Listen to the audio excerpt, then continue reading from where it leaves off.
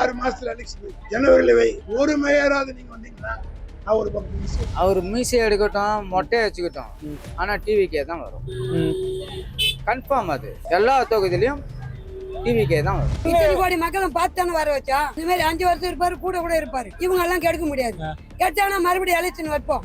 வச்சா இதை விட அதிகமா ஓட்டு வாங்குவோம். இனிமே திமுக வர முடியாது. அது ஒன்னா நிச்சயம். எல்லாம் இன்னைக்கு எப்படியோ தெரியல வந்தான், எப்படி வந்தானே தெரியல. நாம அதிமுக பிஜேபி காரனை மோதிக்கிட்டு இருந்தோம். அவன் நம்மள திட்டிட்டு இருந்தான். இந்த நாயை நம்ம கணக்கே எடுத்துக்கல. குலைக்கிற நாய் என்னைக்குமே கடிக்காது. குலைச்சிக்கிட்டே தான் இருக்கணும்.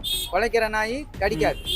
இவனுங்க தான் துண்டா காணா துணியா காணான்னு ஓட போறாங்க. யாரையும் பேசல. அவருக்குன்னு ஒரு தன்மை இருக்கு, அவருக்குன்னு ஒரு மரியாதை இருக்கு. எத்தனை வாட்டி அமைச்சரா இருந்திருக்காங்க. அந்த வார்த்தைகளை அவர் வாயடக்கமா பேசிருந்தாங்க. திருடன், ஊர் தாலியா இருந்தவன், அயோக்கியத்தனம் பண்ணவன், கொலகார லிஸ்ட்ல பேர் இருக்கிறவன் அவனா விட்டான். அது அத்தனை பேரும் இந்த கட்சியில தான் இருக்கான், திமுக தான். இதுல யாரும் கிடையாது.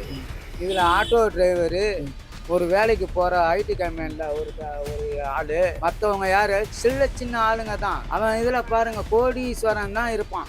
ஜனங்களே துரத்தி அடிக்கக்கூடிய நிலம் வருதா இல்லையான்னு பாரு. நான் வேடிக்கை மட்டும் பார்த்தா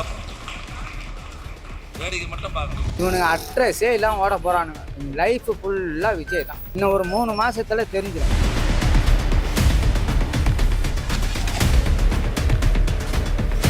கிரெடிட் கார்டு ஓவர் ஜீவா மல்டிபிள் இஎம்ஐ ஸ்ட்ரெஸ் இனி ஒரே இஎம்ஐல ஈஸியா மேனேஜ் பண்ணலாம். Power of one EMI. உள்ளாட்சி தேர்தல டிவிக்கு ஒரு மேயர் பதவி கூட ஜெயிக்காது. அப்படி ஜெயிச்சானா ஒரு பக்கம் மீசை எடுத்துக்கிறேன் அப்படின்னு திமுக மூத்த தலைவர் RS பாரதி சொல்லியிருக்காரு. அவர் மீசை எடுக்கட்டும், மொட்டையை வச்சுக்கிட்டோம், ஆனா டிவிக்கே தான் வரும்.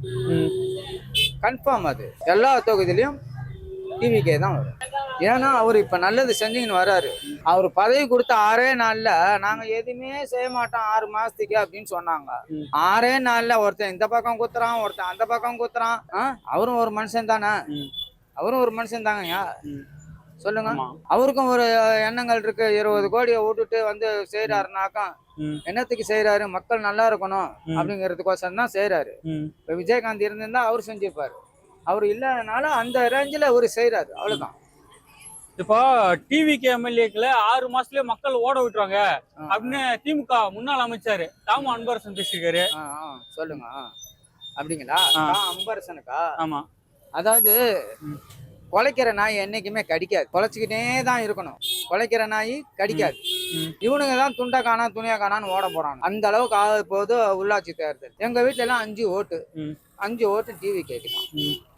இப்போ இந்த நாயை நாங்க மதிக்கவே இல்லை, இந்த நாயை நாங்க ஒரு போட்டியாவே எடுத்துக்கல, ஆனா இந்த நாய் தான் நீங்க முதலமைச்சர் ஆயிடுச்சு அப்படின்னு திமுக முன்னாள் அமைச்சர் விஜய் அவர்களை உரிமையில பேசியிருக்காரு. அது எப்படிங்க உரிமையில பேச முடியும்? நாயின்னு சொல்லியிருக்காரு முதலமைச்சரை போயிட்டு. ஆமா, ஒரு முதலமைச்சரை சொல்லக்கூடாது.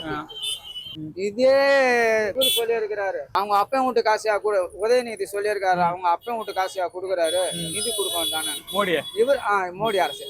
இவருக்கு என்ன அந்த இது கிடையாது. அவங்க அப்பன் வீட்டு காசு, இவங்க அப்பன் வீட்டு காசுங்க. இவங்க கிட்ட இருந்த மொத்த காசுன்னு தான் சுரண்டி எடுத்துன்னு போயிட்டாங்களே. ஒரு முதலமைச்சரை போல பேசலாமா? உரிமையில பேசலாமா? நாய் அப்படின்னு பேசலாமா? அதாவது அழிஞ்சு போறதுக்கு காலம் வந்தா அப்படிதான் குறைக்கும். அழிஞ்சு போறதுக்கு காலம் வந்தால் அப்படிதான் குலைக்கும். திமுக காரங்க ஏன் நாகரிகமா பேச மாட்டாங்க, அநாகரிகமா பேசுறாங்க? அதாவது இதான் ஒரு அரசியலா? இவங்க 50 வருஷம் கொள்ள அப்படி மாத்தி இப்படி மாத்தி அதிமுக திமுக 2 கட்சியை தவிர வேற யாரும் வரக்கூடாதுங்கிற ஏன் இவரு 2 வருஷத்துல கட்சி ஆரம்பிச்சு இந்த அளவுக்கு வந்திருக்காருன்னா, அதாவது ஒரு படத்துல ரஜினிகாந்த் சொல்லுவாரு, சிங்கம் சிங்கிளா தான் வரும்னு. தனித்து நின்னாரு. 118 சீட்டு வந்தாரு. 108 சீட்டு 108 சீட்டு வந்திருக்காரு. இதே 118 இருந்தா இவங்க கதையே வேற. யாரோடைய இது நம்மளுக்கு தேவையே கிடையாது. இதே ஒரு 2 வருஷத்துக்கு முன்னால அதிமுக ஆட்சி ஆண்டது. 2000 ரூபாய் கொடுத்தாரு கொரோனா டயத்துல. 2000 ரூபாய் கொடுத்துட்டு செங்கல்பட்டு மாவட்டத்துல சாராய கடையை திறந்து விட்டாரு.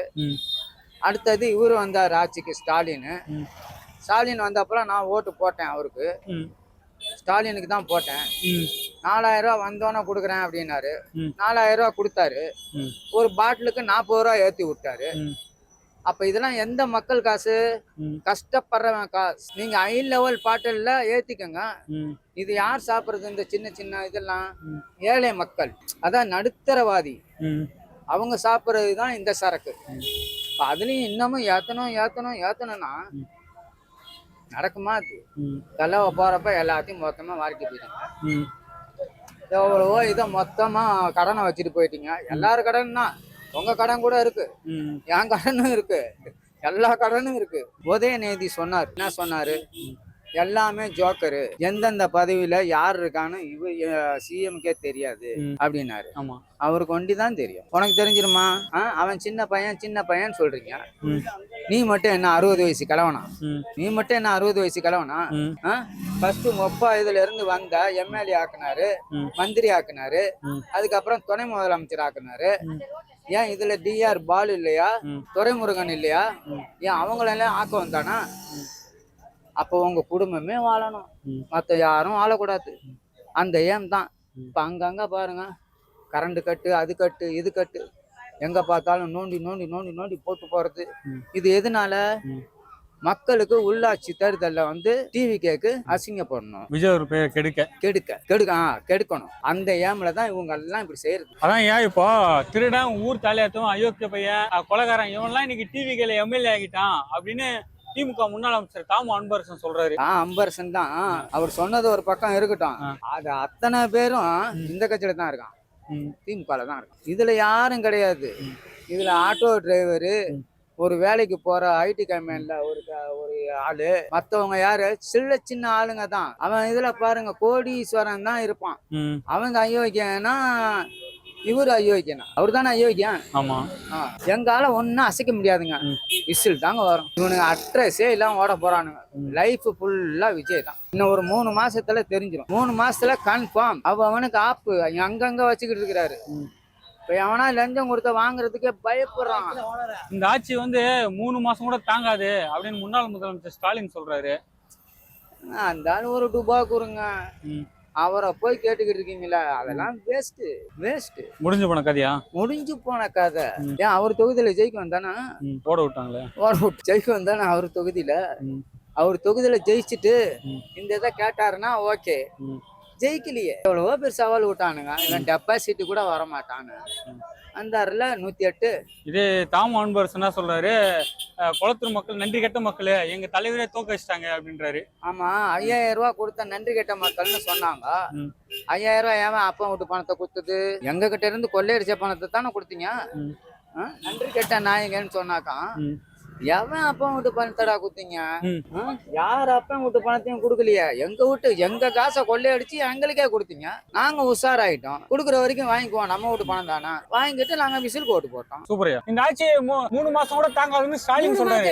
5 வருஷம் அதை கூட இருக்கும். அது நாங்க நினைச்சா ஆட்சி வைக்க முடியும், இவங்க நினைச்சா வச்சிருக்க முடியும். இப்ப நாங்க நினைச்ச வர வச்சோமா, அவரு நினைச்சு வர வச்சாரு. அவர் ஆட்சிக்கு இத்தனை கோடி மக்களும் பார்த்தானே வர வச்சா. இந்த மாதிரி 5 வருஷம் இருப்பாரு, கூட இருப்பாரு. இவங்க எல்லாம் கெடுக்க முடியாது. கெட்டானா மறுபடியும் எலெக்ஷன் வைப்போம், வச்சா இதை விட அதிகமா ஓட்டு வாங்குவாங்க. இனிமே திமுக வர முடியாது, அது ஒண்ணா நிச்சயம். தொடர்ந்து விஜய் அவர்களை குற்றம் சாட்டினேங்கிறாங்க. சும்மா போய் தான் சொல்லலாம், மக்கள் எல்லாம் ஏத்துக்க முடியாதுப்பா. 5 வருஷம் நான் கூட 2 வருஷம் கூட இருப்பாரு ஆட்சியில. இவங்க கெடுக்க முடியாது. கெடுத்தானா மறுபடியும் ஓட்டு வைக்க சொல்லுவோம், இதை விட அதிகமா ஓட்டு வாங்குவாங்க விஜய். உள்ளாட்சி தேர்தலில் டிவிக்கு ஒரு மேயர் பதவி கூட ஜெயிக்காது, அப்படி ஜெயிச்சா நான் ஒரு பக்கம் மியூசி எடுத்துக்கிறேன் அப்படின்னு திமுக மூத்த நிர்வாகி RS பாரதி பேசியிருக்காரு. அதை பத்தி கருத்து என்ன? இல்ல, அவரு அது சொன்னது கருத்து காரணம் என்னன்னா, முன்னாடி யாரும் வச்சு சொன்னதுதான காரணம். அவர் என்ன சொன்னாருன்னா, யாருமே 20 இதுலயும் சென்னையில 25 சென்னையில எதுவுமே வராதுன்னு சொல்லி அவர் தான் ஆரம்பிச்சாரு. அப்ப அவர் சொன்னது தப்புனா, இவர் சொன்னது தப்புதான். அப்ப அவர் முன்னாடி சொல்லியிருக்க கூடாதுல அந்த வார்த்தை. அவர் என்ன காரணத்துக்கு சொன்னாங்கன்னா, அவங்க மேயர் எந்த அர்த்தத்துல சொல்றாங்கன்னா, மேயர் ஃப்ரீயா இருக்காங்கல்ல, அவங்கள அவகப்படுத்தாங்கன்னு சொல்லிட்டு, அவன் எம்எல்ஏ அவகப்படுத்தாங்கன்னு சொல்லி சொன்னாங்க. அதை அவர் சொன்னாங்க. அந்த அடிப்படையில தான் அவர் சொன்னாரு. அப்ப அந்த இடத்துல அவங்க சொல்லும் போது அதுல ஒண்ணும் தப்பு கிடையாது. அந்த இடத்துல அது தப்பு வராது. அதனால அது யாரு இதுன்றது மக்கள் தான் முடிவு பண்ணும். ஆனா முடிவு பண்றது கிடையாது. சென்னை திமுக கோட்டை நாங்க 16 தொகுதியை நீங்க ஓட விட்டாங்க சென்னையில மக்கள். அப்புறம் மேயர் பதவி எப்படி ஜெயிப்பாங்கன்னு நினைக்கிறீங்க? இல்ல இது என்னன்னா, இப்ப இருக்க நிலைமை, இன்னைக்கு சோர்ஸ் பாத்தீங்கன்னா, சென்னையில பொறுத்தவரை எவ்வளவு பாதிப்பு எதுனா கரண்ட்ல பாதிப்பு.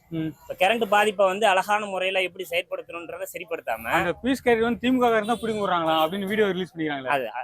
அது அவ்வளவு அழகா சொல்றாங்கன்றத வெறுப்பா இருக்குது. என்னன்னா, பீஸ் கேரியர் நம்ம வீட்டு பீஸ் கேரியர் வச்சுக்கிட்டாங்கன்னு நினைக்கிறேன். அந்த பீஸ் கேரியர் எவ்வளவு பவர்ஃபுல். அது அந்த சாதாரண பீஸ் கேரியர்ல புடுங்க முடியுமா? சாதாரண ரோட்ல போறவங்க புடுங்கிறதுக்கு வாய்ப்பு இருக்காது. அந்த பீஸ் கேரியர்லாம் அந்த மாதிரி சாதாரணமாலாம் இருக்காது. நம்ம வீட்டு பீஸ் கேரியர் மாதிரி புடிங்கிட்டு மாத்தி வர்றதெல்லாம் கிடையாது. அந்த பீஸ் கேரியர் பொறுத்தளவு அது யாரு பம்ப் பண்ணாங்களோ, இன்னும் சாதாரணமா நான் விரும்புறேன். என்னன்னா, ஒரு சாதாரண ஹாஸ்பிட்டல்ல போய் டச்சருக்கு 50 ரூபா வாங்கினான்னு சொல்லி தூக்கிட்டாங்க. எதுக்கு ட்ரெச்சர் இழுத்துட்டு போறதுக்கு 50 ரூபா காசு வாங்கிட்டாங்க. அப்ப ட்ரெச்சர் இழுத்துட்டு போன காசு 50 ரூபா வாங்குறீங்கன்னா பீஸ் கேரட் புடுங்க வேண்டியதானே? அவங்க அரெஸ்ட் பண்ணிட்டாங்களே. அரெஸ்ட் பண்ணா இப்ப திருப்பி கரண்ட் இப்போ போயிட்டு தான் இருக்கு. ஒரு பீஸ் கேரட் போனா ஒட்டுமொத்த சென்னையில போகுதுன்றது லாஜிக்கே கிடையாது. இது என்னன்னா என்ன மிஸ்டேக்னு பாக்கணும். இப்ப கரண்ட் தான் மிஸ்டேக். என்னன்னா கரண்ட்ல என்னன்னா வெப்பம் அதிகமாயிடுச்சு. அதனால ஃப்ரிட்ஜ், வாஷிங் மிஷின், ஏசி எல்லாம் போட ஆரம்பிச்சிட்டாங்க. அப்ப அந்த அடிப்படையில வந்து அதுக்கு என்ன செய்ய முடியுமோ அந்த சோர்ஸ் தான் ஒரு அமைச்சர் சொல்லணும். இப்போ கம்மி பண்ணுங்க, இப்போ வேலை ஏசியை கொஞ்சம் குறைங்க எல்லாம் சொல்லலாம். இல்லைன்னா அதுக்கு என்ன மாற்று ஏற்பாடு பண்ணணுமோ, வெளி மாநிலத்துல இருந்து எங்கன்னா கரண்ட் எடுக்கிறதுக்கு என்ன வாய்ப்பு பண்ணணுமோ அதை பண்ணணும். அதை விட்டு ஒரு அமைச்சரும் தப்பா சொல்றாங்க, முன்னாள் அவங்க தான் சொல்றாங்க. அதனால இவங்க தான் முன்மாதிரியா இருக்காங்க. இப்ப முன்னாடி அவங்க திமுக பேசினாங்கன்னா ஏன் பேசுறாங்க? திமுக பேசுனது காரணம் இப்ப இவங்க பேசுனதாலதான் திருப்பி இவங்க பேசுறாங்க. அதுக்கு எது முறைகளோ கரெக்டா செஞ்சுட்டாங்கன்னா பிரச்சனை கிடையாது. இப்போ இந்த நாயை நாங்க ஒரு மதிக்கவே இல்லை, இந்த நாயை நாங்க போட்டியாவே எடுத்துக்கல, ஆனா இந்த நாயை நீங்க முதலமைச்சர் ஆயிடுச்சு அப்படின்னு முதலமைச்சர் விஜய் அவர்களை திமுக முன்னாள் அமைச்சர் தாமு அன்பரசன் ஒருமையில பேசியிருக்காரு. யார் பேசினாலும் அது யாரையும் கொச்சைப்படுத்த கூடாது. மக்கள் தேர்ந்தெடுத்திருக்காங்க. யாரை தேர்ந்தாலும் அவங்களையும் மக்கள் தானே தேர்ந்தெடுத்திருப்பாங்க. அதனால அது பேசுறது வந்து தவறான செயல். முதலமைச்சர் கூட பேசலாமா? ஒருமையில பேசலாமா? முதலமைச்சர் இல்ல, சாதாரண மனுஷன் கூட பேசக்கூடாது. யாரையும் பேசக்கூடாது. அவருக்குன்னு ஒரு தன்மை இருக்கு, அவருக்குன்னு ஒரு மரியாதை இருக்கு. எத்தனை வாட்டி அமைச்சரா இருந்திருக்காங்க. அந்த வார்த்தைகளை அவர் வாயடக்கமா பேசியிருக்கணும். தவறு. நாகரிகமா பேசணும்னா தப்பு தான். அதை மறுக்கலாம், அது நியாயப்படுத்தலாம். இல்ல யாரா இருந்தாலும் அதை நியாயப்படுத்தக்கூடாது, தப்பு தான். ஆனா யார் பேசினாலும் தப்பு தான், அதை தண்டிக்க தான் செய்யணும். அது முறையான இது போல பேசினா அப்புறம் மக்களுக்கு இன்னும் வெறுப்பு தானே ஆகும் இந்த திமுக நிர்வாகி மேல. அந்த தொகுதியில அவர் பாதிக்கப்பட போறாரு. அது அவர் தானே யோசிக்கணும். அந்த நிக்கிறவர் தானே அது யோசிக்கணும். நம்ம கவலைப்படுத்தவில்லையா? அது தப்பு பண்ணது அவரு. அந்த மக்கள் பார்க்கும்போது என்ன நினைப்பாங்க? அப்ப அவரு 4 இடத்துல போய் கேட்கும் போது அதை யாரும் கேட்க மாட்டாங்களா? பார்க்க மாட்டாங்களா? இன்னைக்கெல்லாம் வந்து மீடியா எல்லாம் பறந்துருச்சு. ஃபுல்லா சோசியல் மீடியான்றது ரொம்ப ஹெவி ஆயிடுச்சு.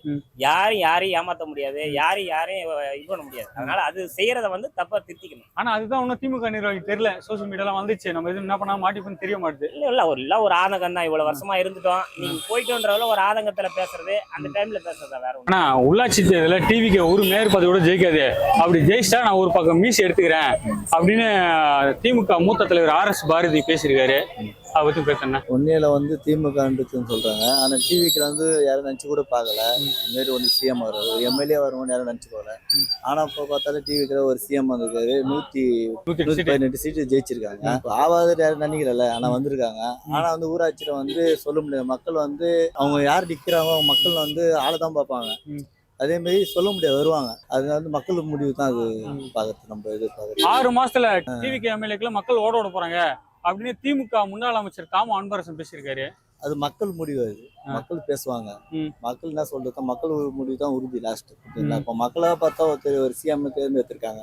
அது மக்கள் அவங்க பேசுவாங்க. இருந்தாலும் அவங்க சப்போர்ட். இந்த நாயை நாங்க ஒரு போட்டியாவே எடுத்துக்கல, மதிக்கவே இல்லை, ஆனா இந்த நாயை நீங்க முதலமைச்சர் ஆயிடுச்சு அப்படின்னு விஜய் அவர்களை உரிமையில பேசியிருக்காரு திமுக முன்னாள் அமைச்சர். மக்களா பார்த்தா தேர்ந்தெடுத்திருக்காங்க, வெளியால யாரும் எடுத்து பண்ணல.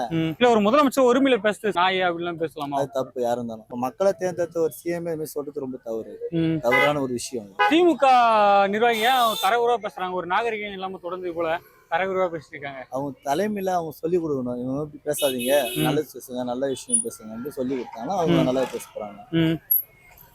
திருடன், ஊர் தாலியா இருந்தவன், அயோக்கியன், கொலைகாரன், இன்னைக்கு அவன் தான் டிவிக்கு எம்எல்ஏ ஆயிருக்கான் அப்படின்னு தாமு அன்பரசன் சொல்றாரு.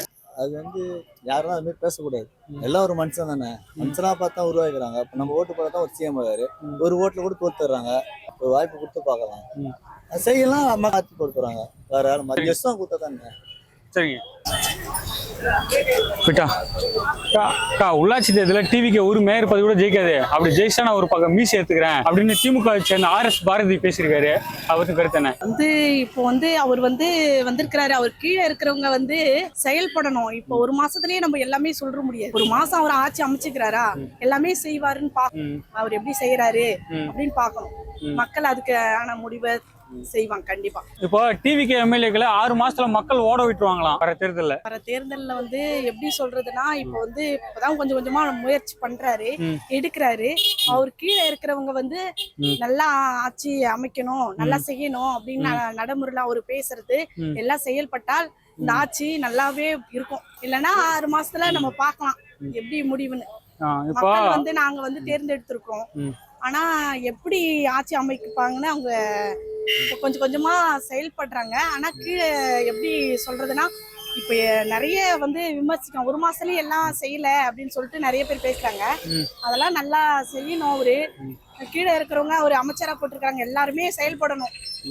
செயல்படணும். இப்போ இந்த நாயை நாங்க மதிக்கவே இல்லை, ஒரு போட்டியாவே எடுத்துக்கல, ஆனா இந்த நாய் நீங்க முதலமைச்சர் ஆயிடுச்சு அப்படின்னு முதலமைச்சர் விஜய் அவர்களே இப்ப முதலமைச்சர் ஒருமையில பேசுறது சரியா? அவர்தான் நாயின் பேசுறாரு, வாடாப்பழம் பேசுறாரு, அதெல்லாம் சரியா? பேசக்கூடாதுதான் சரியில்லைதான். ஆனா உள்ளாட்சி தேர்தலில் டிவிக்கு ஒரு மேயர் பதவி கூட ஜெயிக்காது, அப்படி ஜெயிச்சா நான் ஒரு பக்கம் மீசை எடுத்துக்கிறேன் அப்படின்னு திமுக மூத்த நிர்வாகி RS பாரதி பேசியிருக்காரு.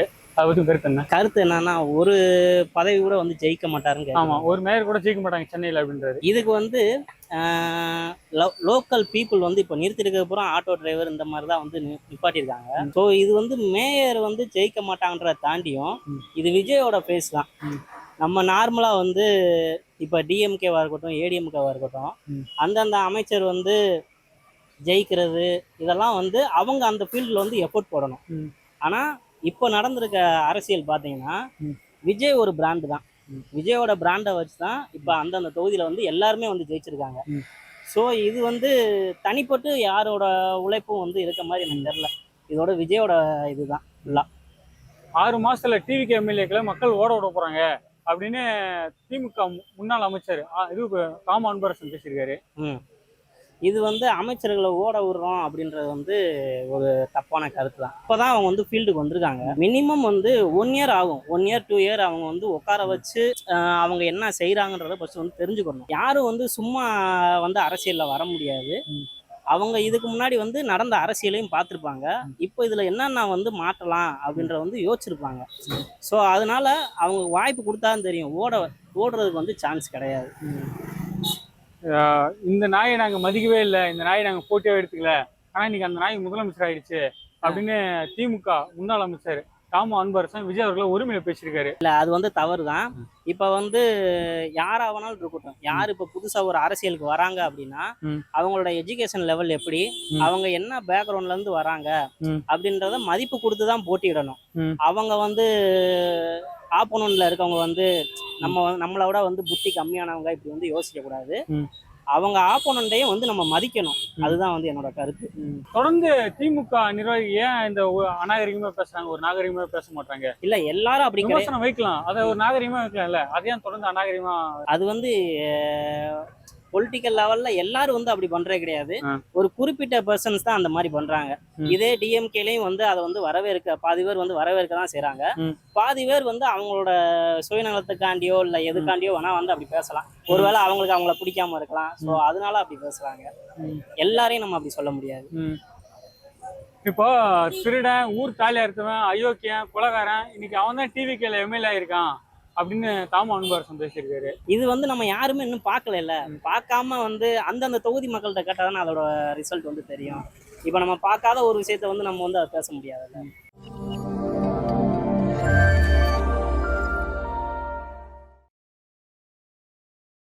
கிரெடிட் கார்டு ஓவர் டியூவா, மல்டிபிள் இஎம்ஐ ஸ்ட்ரெஸ்ஸா? இனி ஒரே இஎம்ஐல ஈஸியா மேனேஜ் பண்ணலாம். Power of one EMI.